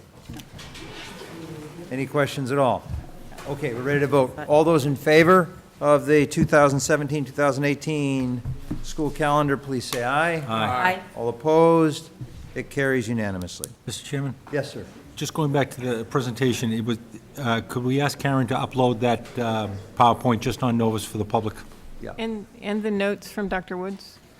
Oh, yeah. The notes from Dr. Woods? Thank you. All right. We are almost right on time. The next presenter, Maybe. Dr. Bodie, the superintendent's report. Yeah. Like Byron Bill. The next ring. We got a great show tonight. I'm glad that my colleagues were able to come tonight, because I think you get a much better sense of the work that's been going on, and it's best heard from the people who are leading in each one of the buildings. So I just want to say how much I appreciate them taking the time, because this is probably, May and June is probably the two busiest times of the year in schools, not to mention September, of course, but. All right, a number of things. Actually, since I already mentioned the Director of Social Emotional Learning and Guidance, press releases have been sent out this week to parents. I believe you probably all received those too? Mm-hmm. Yeah, okay. We have appointed a new director. Her name is Sarah Bird, and she has been involved with the district for a while, teaching some of the trauma courses. And in fact, I don't know, Selma, if you would like to just give a little bit of a description of her involvement in her work. Sure. So she comes to us from the Reading Public Schools, where she was serving as their Director of Social Emotional Learning. And she began working with us about actually 3 years ago, when we started to bring the Leslie trauma classes here. She's the instructor for the coursework. And last year, she consulted with us at the district level as we did the Safe and Supportive School self-assessment at the district level. She helped facilitate that self-assessment because she's been on the state Behavioral Health Task Force Commission, which developed the self-assessment. And she's on the national. And I was just going to say, she's now on a national board. She's actually been to DC a couple of times now to present on the work that they've done, both in the Reading Public Schools, but also at the state level on some of the tools that we've developed here in Massachusetts. So really looking forward to having her join us. She's also the Director of Guidance and Social Emotional Learning. So I think it's important that we have those two roles covered, going forward. Thank you. We've also hired a Director of World Language. Her name is Dawn Carney. And she has been working in the Brookline Public Schools, where she's since 2008, and she has been the curriculum coordinator for world language in grades K through 8. And she began the elementary world language program. And Brookline right now offers Spanish. Well, they actually offer different languages, but the model is to have 3 times a week, 20 minutes a week. So I'm looking forward to someday that in Arlington we also will be able to institute an elementary world language program. But in the meantime, she will be leading the world language departments in grades 6 through 12 here in Arlington next year. So those are two hires, and I think we've also talked about, and because we've had Mr. Denizio here, who is our CFO, who's been coming in on Thursdays to as part of this transition to July 1. So we are still busy with hiring, and we'll give you more reports as we go along. So the next thing, I want to, Dr. Janger mentioned the youth risk behavior study. We've done this every other year, but one of the initiatives this year by the Middlesex League superintendents has been to get all of the league schools on the same schedule and doing it in a way where we're going to get results more quickly. So through Leahy Clinic, which has provided the funds, and I want to publicly thank their support for this initiative, we have hired someone that has put together the Youth Risk Survey, which is based on national questions, Massachusetts questions, and it has been administered in the league schools. And some league schools, they were on cycle to do it anyway, but we're all going to get in the same cycle. So there we can compare not only our results to the state, and to some extent national, but also within the league, because we want to learn from each other in terms of things that we're doing that really support safe behaviors. I have a quick question. Yeah. Is this different than the study that we've been giving out every other year for a while? And if so, no, okay, it's the same. So in terms of comparing the answers to questions from this year to previous years, there's a continuity. Yes, we compare some, because we're still using basically this survey is one that's actually been used nationally. Mm-hmm. But each district's also been able to add in questions that they particularly wanted. But what is different about this work is our ability to look in a region. Because right now, our results are compared at a state level, and we have a very diverse state. And so what is it that we're doing in a league, and how are we, perhaps our results are different than the results in another community, and it will open up the discussion about what we're doing, what resources we could combine, and it's just a step forward in this whole effort. We thank you for those of you who have been coming for our assistant superintendent search. I just want to remind community that we still have 2 candidates that we're interviewing next week, and the community time frame for coming in and just meeting the candidate, asking questions, is from 4:30 to 5:30 in this room. So I'm going to get to the building part in a second. Let me just go through the other pieces of it. Tonight, I want to thank the art department. They did again today a reception around their art exhibit at the town hall. It's still going to be up a little bit longer. It's been up for a couple of weeks. And tonight in particular, they said the crowd was more immense than it was even previous years. And it's spectacular. So if you have a chance to get to town hall before it's taken down, it's well worth the trip. It's on the 2nd floor, right across outside the Lions room. So, Karen, can we get that? So now I want to talk about the building projects. We have one of the efforts with respect to Gibbs. There's a couple of things going on simultaneously. We have just started the committee work to look at look at curriculum and operations and culture in the Gibbs School, and that work has begun. We have to think about how we can get input from the larger community. We certainly have a Gibbs Advisory Committee that will be certainly a sounding board for ideas and as we go along. But one of the works of the advisory committee and some members of the sixth grade faculty is to help the designer with the interior of the building. And this is actually really important work, I have to say, because what it feels like inside can contribute to the whole atmosphere, the whole environment. You can have environments that are too overstimulating or understimulating. There's lots of things. And so it's taken us quite a while to arrive at a place where we could all agree. We were quite divergent in what we liked and did not like. By the way, what this is a picture is the Gibbs School situated between Tufts and Foster Street. And while there's a lot that we need to talk about in this project, tonight I just want to limit it to the work that we've been doing with the architect, because they needed to be able to get some of this done into their final plans.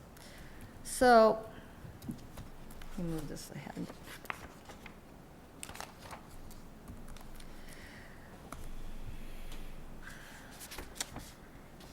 I thought we had one of the slides. I don't know what happened to it. But anyway, let me just start back up here for a second. Back in the fall, we had focus groups, both with the community and with teachers, to think about what were some abiding principles for the development of the school. And those abiding principles also had a direct relationship to how we wanted the school to feel. And one of the things we looked at, this is a picture, you probably recognize this. This is Thompson School.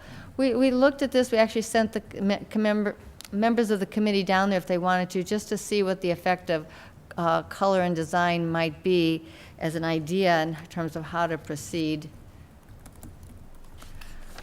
But then we go back to what some other possibilities would look like. I wonder if it would be helpful we just switch the lights off just along the. And Ms. Starks, please at some point jump in, because she's been serving on this committee as well. We took a look at what some other ideas were for flooring, for example, down a hall, and the top left picture, actually you can't see it too well, but it has horizontal bars of color. And then in the top right, you can see an area near a doorway that has a color. Because one of the ideas was whether you'd use color to signify place. What you see in the bottom right is actually a picture of the floor from Thompson in terms of what that would look like over a big space. Because the original design that we were presented had a lot of ideas around splattering of color. But anyway, these were pictures that the committee looked at in terms of getting ideas for what we might do at Gibbs. So this doesn't give you an entirely good idea, but we were working initially on looking at floor plans from the point of view of a space diagram, looking down on it, which is something you probably would never really do anyway in the building. It's more what it looks and feels like in there. And basically arrived at 4 colors that are a lot more muted and serene than some of the colors we were first working with. And while this may look like a chessboard, you need to see some of the renditions later on with this. Let me go to some of the right now, this is what the foyer looks like. I can come back to these floor plans in a second. But this is what the foyer looks like. And how are we going to create a foyer that's going to be really inviting and welcoming, that they can come in and just feel that this is their space? And so this is a rendition of what the new foyer would look like. And we really spent a lot of time on whether we wanted to have as much color in the floor as we have, and we've really gone back and forth over several months, and finally decided on this design. This is what a corridor now looks like. in the Gibbs building. This is what it probably will look like on different floors to get some color, but at the same time, again, not have it be real busy. Are the walls going to be textured? I'm Textured? just No. looking at the white and everything, and I'm thinking, No, clean- there's going to be color through this, but this was really just to focus on the floor. sorry, thank you. Flooring was the most dominant thing we talked about. Not to mention color on the walls, Still but. working on the floors. Yeah, we're working on the floor. I mean, you can go in, I have to tell you, with Stratton, we spent a lot of time talking about the floors, too. So this is, again, current, this is where we probably are going to be going. We may be muting this down a bit in terms of having it not be perhaps a little bit a different color, different tones of the green. But the idea was to create sort of an environment, because every cluster is going to have a pull-out section that's in the corridor, that's a cutout where kids can be out in the corridor. And so the idea was to create more of a cocoonish kind of feel for those areas. This is what a current classroom looks like at Gibbs. And this is what a classroom would look like. So there'll be a touch of the color in the floor and on the wall, and we had a lot of discussion about should we introduce more color, and the teachers in particular wanted more serenity in the environment, because they said it's going to look, if you put too much color in, it's going to look too busy when they get all of their work up. Yeah. And so they particularly liked the fact that everything had sort of toned down into a more serene feeling. This is a more, probably a more accurate look at terms of what it's going to look like when you come in. The four colors that, again, are more very complementary, more subdued, are going to Can I ask be. a question about this? Actually, two questions. First, about the colors. Is this a better representation of the colors, or? This is better. The green, though, this is too bright. It's not that bright. Okay, It's much so more it'll be subdued, yeah. down, okay. Serenity, subdued, because when we first started out, we were looking at very strong colors and really pulled back from that a lot. And then the second question is, are we going to make the stairs bigger? Yes. Okay, great. Yes, that's the idea. Yeah, you don't get it. It's sort of hard. This was a rendition made by a computer artist. Okay. The colors aren't going to be exactly like this, and in fact, even the colors we saw might not be exactly as we looked at them, because it depends on the product, when you go out to bid, what they have. But the architects understand what the overall idea is. On one hand, we want it to be, it's an older building, it's dark, except for the foyer and maybe some of the cutout areas. On one hand, you want it to be somewhat colorful, but you don't want it to be elementary-like. Right. And you don't, but sort of like trying to get that right balance was really hard. They're going to put in these lights. This isn't actually a skylight, but it's a circular light that creates mimics white, natural light. This is the media center. I don't know if you've been in the media center. There's a lot of really neat things about this. Actually, the group, we added several carpet selections, and it turns out they ended up picking the same one that's in this picture here. So there'll be touches of all the four major colors that have been here. But I think what everybody really loves is the ceiling in this space. Again, trying to create the sense of some color, but at the same time, some quiet. Currently, are all the levels handicapped accessible, or is that something we're going to have to adapt? Oh, the whole building. No, I meant in the media There's- ot Oh, yes. I know it's all ramped, but It I all didn't know. has to be There are accessible. I know it does. I didn't know if it is right now. No. Oh, no, it's not right now. No, Okay. it's not. But interestingly, the ramp that you saw, actually, I think, did meet the slope requirements. But no, every aspect of this building will be accessible. Maybe that's the last one.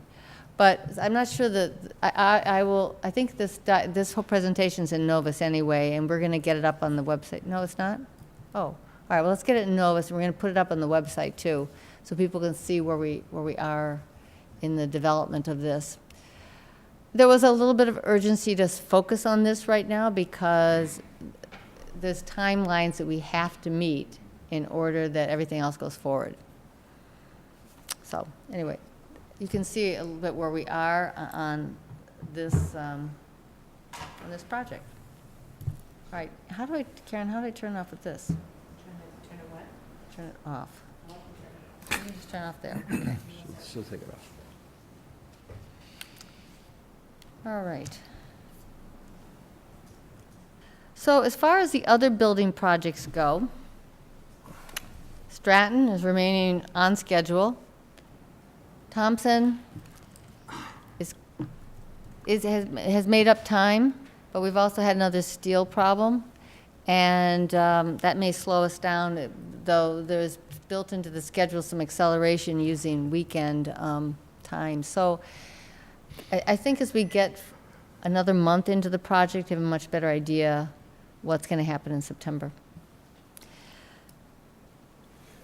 Bless you. Hardy, the RFPs for OPM, and we're doing some of this a little bit more simultaneous, so we don't have to be quite as sequential as you do an MSBA process. So that part, that work is going forward.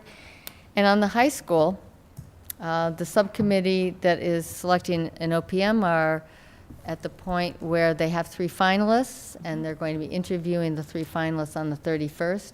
The goal is to have the OPM recommendation to MSBA at their first meeting. Well, there only is one meeting. They're meeting in July. So right now, we're very much on track. I'm doing a lot of reference checking, and as other people are as well. So we're moving along with respect to all of our buildings. And I think Could I that just ask is... Yes, it's right here. You want to ask a question A about? question about Hardy, quickly. Yes. So have we made the final decision about the cafeteria space? I know there are a lot of different ideas bandied about. Not until we get a designer. So it hasn't been finally decided? Yes. Okay. Yeah.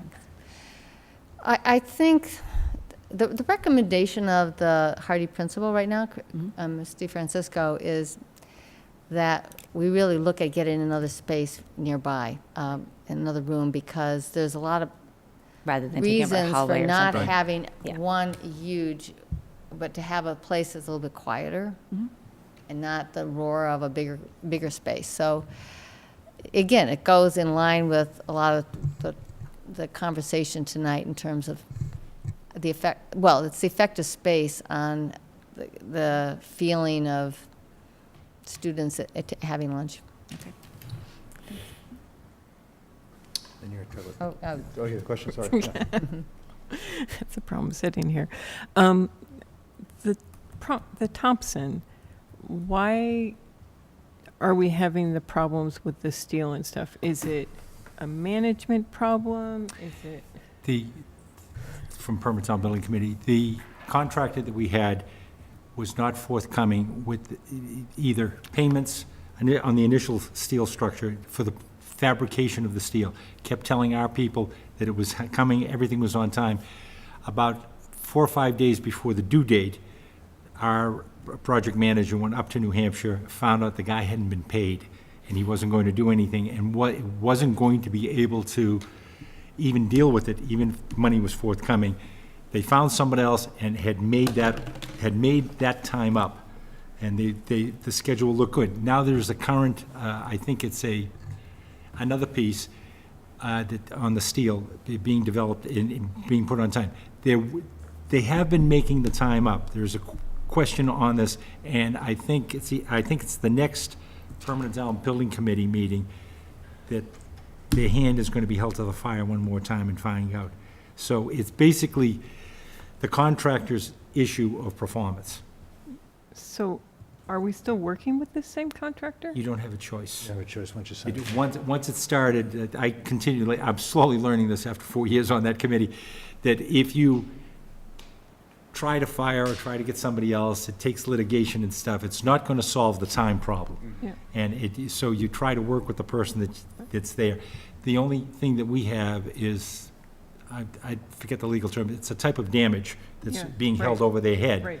But you can't activate that part of the clause until there's failure, which means the date hasn't been made. Okay. And that's why I've been asking, and Dr. Bodie has been very good at this, having Plan B in effect Yeah. if we don't have it opened on time. So I'm sorry that it's not the happy answer. Every week, every time I go to the meeting, they always put Stratton after, because that's the good news, on time and under budget in Thompson. And it's hanging very hard, I know, over the principal's head, Dr. Bodie's head, and everyone else in the group. Yeah. Thank you. The only thing about Stratton that I will say, they're doing great, on time, on budget, but we've had to do some planning about, we thought we could avoid two moves, modulars to classrooms, but it turns out we're probably not. We're probably gonna have to do modulars to storage to classrooms, but everybody's working on the plan, and it's just one more step in the process. All right, so enrollment, this is a May 15th, and we don't have anything more current than the May 15th kindergarten enrollment, but we are at 485 for kindergarten. So we're definitely heading over 500 again this year with our kindergarten enrollment. But one of the big surprises, and you should be aware of this, one of the big surprises is what's happening at Pierce. Both our projections and the McKibben forecast had next year Pierce being about 46 students.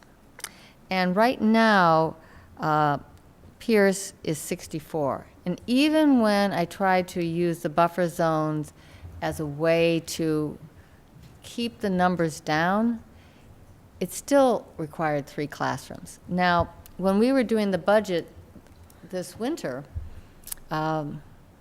we put in 3 reserve positions. And I was hoping Thompson would only have to have 1, but realistically, that's not going to be the case. We're going to need 2 new positions at Thompson next year. Hardy, we know we need to have 1 position, and it was hovering on whether we need 2, but we're going to be able to stick to 1. Those are the 3. So Pierce kindergarten is going to be an additional position that is not in the budget at the moment. So there'll be 3 kindergartens at Pierce. There'll be 3 kindergartens at Pierce. So if this trend continues, we're going to have a change. Yes, we have a space challenge. Yeah, that's what I mean. But the The forecast, facilities committee, they'll figure it out. the forecast keeps it in that 40s all the years out. So this was a big surprise. The good news is Arlington continues to grow in population, and now we're becoming a mecca for construction companies coming to us, too. Yes, but we've never talked to anyone about adding on to the Pierce, so that's sort of a. Yet. So that's a little challenge, but, yeah. So, we don't have the breakdowns per school, but would there, There is. still would be 4 kindergartens? We don't have that. We don't Oh, have. Well, isn't they it haven't made- is No. Novus? No. No, No? nothing's in Novus. Oh, okay. Well, Maybe just tell us how many in each kindergarten. okay, I will tell you in each one.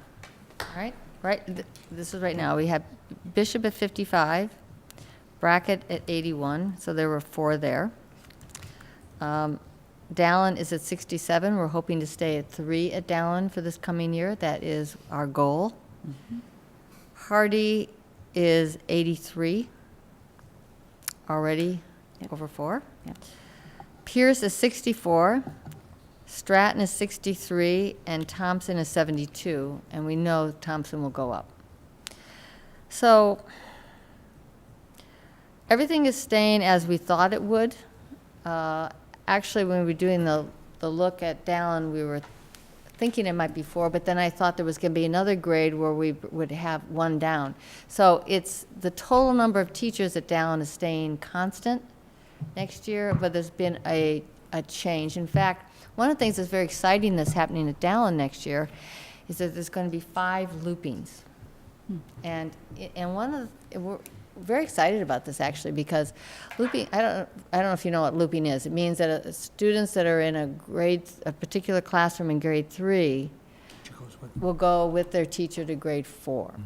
Now, students and parents can opt out of that, but generally, that is a really, in the literature, people are talking about this more and more as being a really strong pedagogical way for students to go through elementary school. And we have so it'll be very interesting. Some of it came out of the need to reconfigure things there, but we're very, very interested in how this is all going to work. I think it's going to be great. When we're finished, I have a request for Dr. Bodie. Make the request, go ahead. Could you please give a draft copy of your goals to the CIA prior to the meeting? Sure. Thank you, that's all. Oh, okay. Karen. Okay, any other questions on the superintendent's report? Okay, seeing none, we're going to move to the consent agenda. All items listed with an asterisk are considered to be routine and will be enacted by one motion. There will be no separate discussion of these items unless a member of the committee so requests, in which event the item will be considered in its normal sequence. Approval of warrant number 17187, total warrant amount $691,280.52, dated 5/11/2017. Approval of minutes of regular school committee meeting minutes of May 11, 2017. Motion by Dr. Kirstie Allison-Ampe, second by Mr. Hayner. All those in favor say aye. Aye. All opposed? It carries unanimously. All right.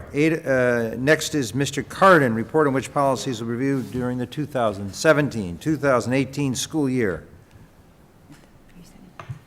All right, so last year, the subcommittee engaged, or the committee engaged the MASC to conduct a review of all of our policies.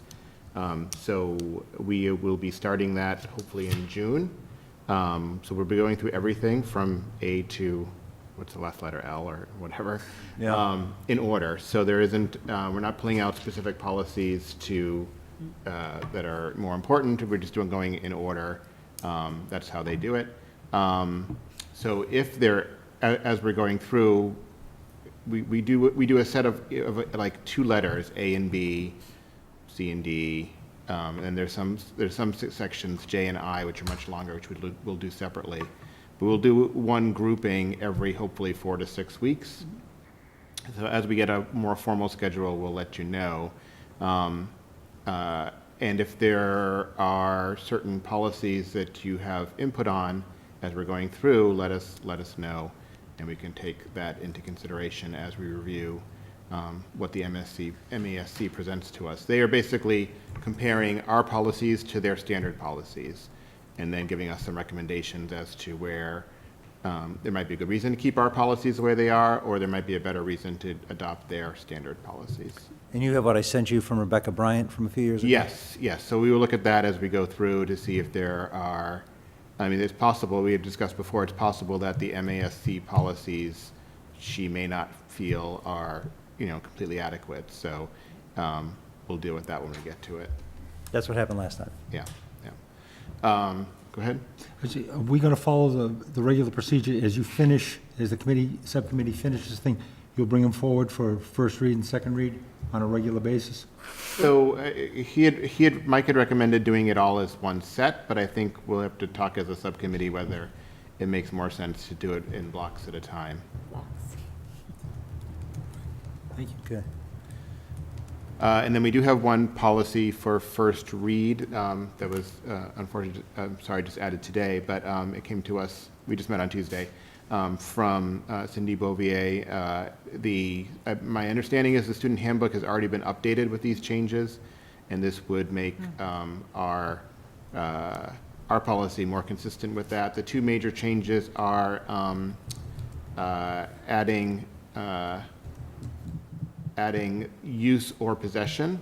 The current policy just says use.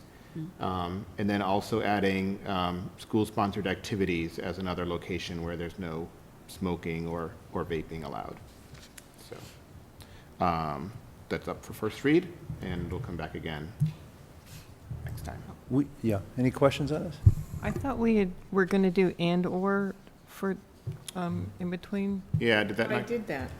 Oh, you just need a slash. It's not showing, yeah. What?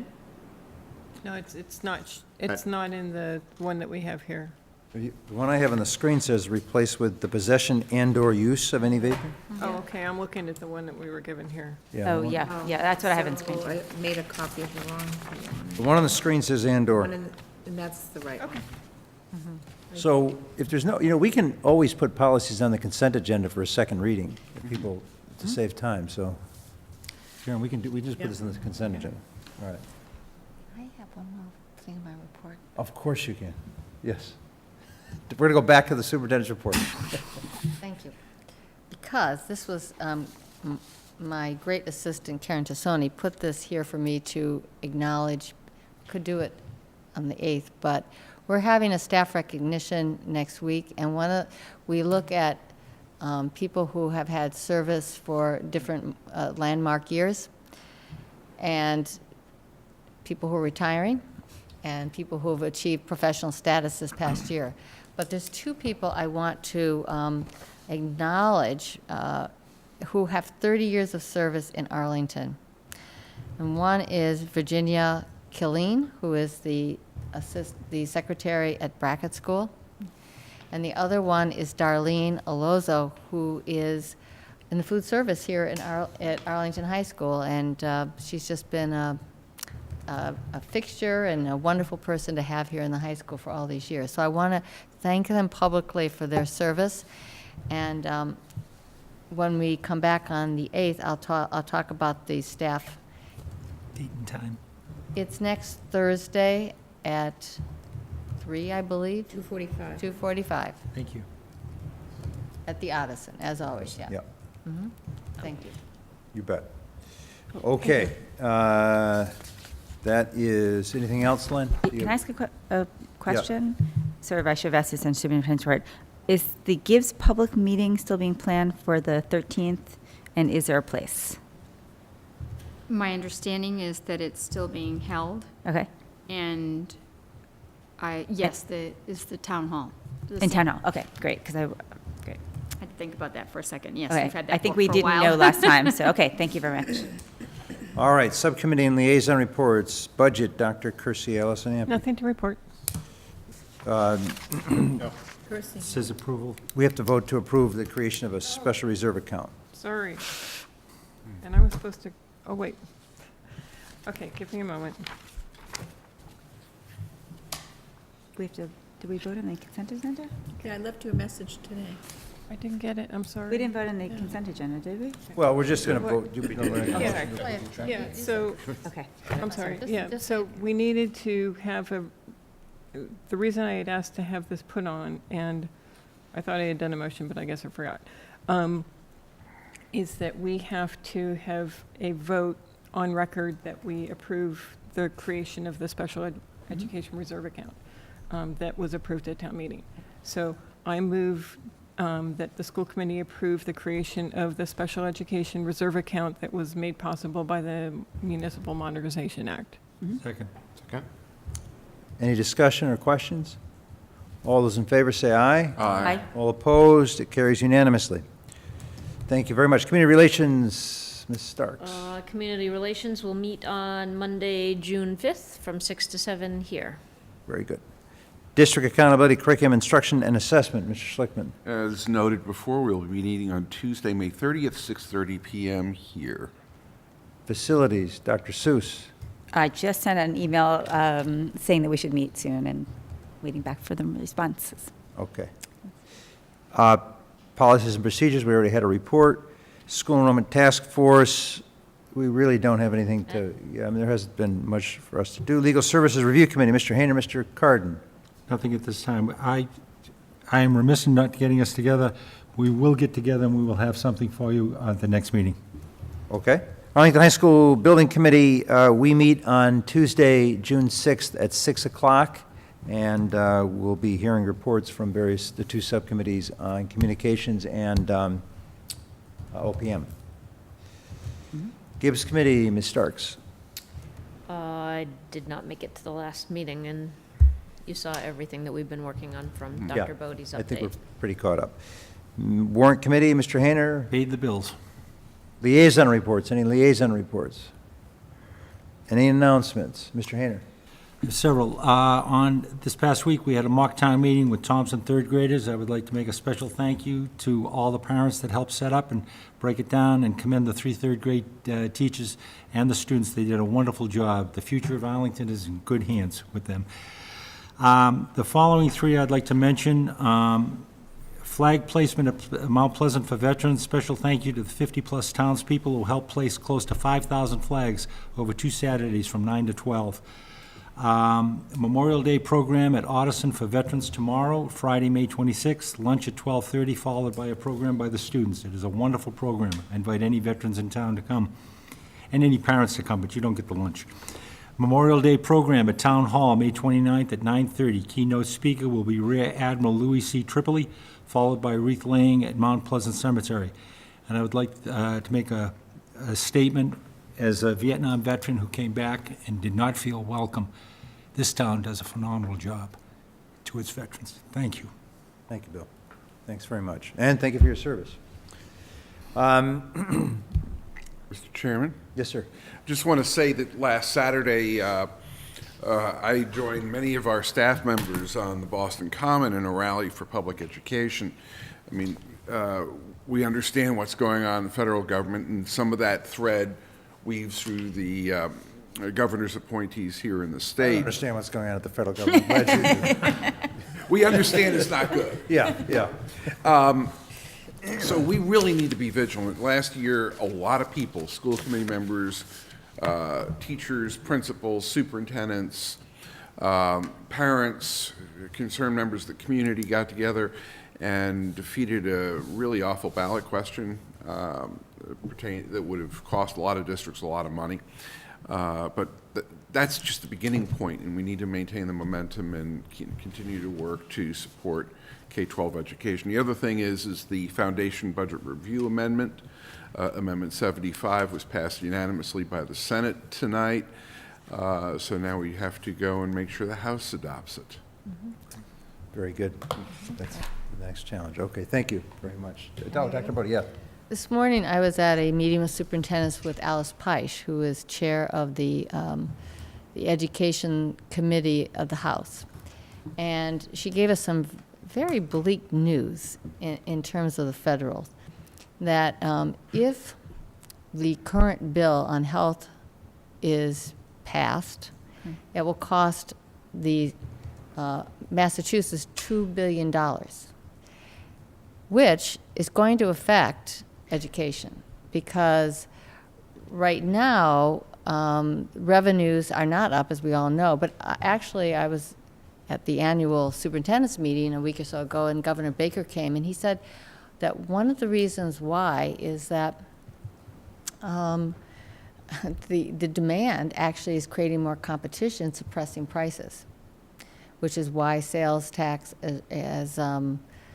so it's even though our economy is improving, the unintended consequence of that is keeping prices down. So that's one of the reasons he cited. I'm sure there are other reasons as well as to why the revenue is down unexpectedly. And of course, there's 9C cuts. Fortunately, education this year is not being affected by 9C. But what this will look like in the state in the years out is, in terms of what's happening in Washington, could be very profound, because there is sentiment in the House and the Senate in Massachusetts to address the foundation recommendations for Chapter 70. But that all could go away if we have this kind of deficit. Mr. Chair. Tonight on the way here, Senator McConnell, leader of the Senate, said he felt fairly sure in saying he could not get 50 votes to support the health bill, which is a good sign, meaning there is hope that they may go back and look at the original Affordable Care Act and fix the parts and work together, hopefully. Yeah. So, tagging on to what Dr. Bodie said, when I was at the Day on the Hill, I met with some other school committee members who mentioned having problems with MSBA and with their growing schools, and the fact that they felt that growing enrollment wasn't dealt with well with MSBA. And so we're all meeting as a separate group. It's actually pretty heavily EDCO communities and then Hingham. And we've met once, and we're going to actually be meeting again in a couple of weeks. We're gathering data.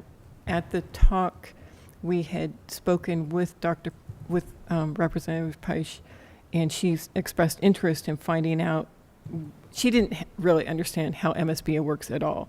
So we're going to educate her and also talk about how their structure doesn't work well if your school enrollment is booming. Right. Sorry. She mentioned that, by the way, today. All right, thank you, everyone. So, next thing on the agenda, please let Karen know if you're going to be able to attend graduation. It's Saturday, June 3rd, so next Saturday, at 3 p.m. We need to arrive by 2:30-ish. Is that generally the idea? I don't have the details yet. We'll send you the time, but, yeah. So, yeah. It'd be Okay. fine, I think. If you could just let us know for sure what time we need to be suited up. That'll be good. Suited up. Well, you know. in I your know. The regalia. Cap and gown. So, the other thing, it's not on the agenda, but we have to move, so we need to take a vote to move the June 22nd meeting to June 19th at 5:30 p.m. So move. Have a second? At 5:30. 5:30. Because you sent out, the email you sent out was 5, I thought. Oh, 5, I'm sorry. No, it wasn't. No, the recent one was said It was 5:30. at 5, but Several of us can't make it till 5:30. 5:30. 5:30 was a recent email. Yeah. That's fine. So, do I have a second? Okay, so we're moving the meeting on the 22nd. We're going to try to keep the meeting for an hour. We will keep the meeting to an hour. So everyone can make that, right? Okay. All those in favor say aye. Aye. All opposed, nay. It carries unanimously. Okay, we have no executive session. Just on the future agenda. Future, yep. We're starting to slip again in not having materials to Karen on a timely matter so she can get them to us prior to the meeting. Several things tonight. I'm not casting any negatives, but if we don't bring it up, we need to get it. Several things need to be put so we have them ready and we're ready to go. Thank Okay. you. Sometimes that's my fault, right, Karen? Is that you were telling, you were getting after me. It's my fault. Just- It wasn't Karen's fault. No, it's Jeff's fault. So If she gets them, they I go. think we're all involved in it. Yeah, we'll try to do Thank that. you. All right, I think we're ready to adjourn the meeting. Oh, my gosh. Excellent. 17 Wait a minutes. minute, we've got 7 more minutes on No, the we have clock. 17 more minutes, but unless anybody wants to talk about anything else. So motion to adjourn by Second. Second. all in favor, say aye. Aye. All opposed, nay. The meeting is adjourned. Good job, everyone. Yeah. Thank you very much.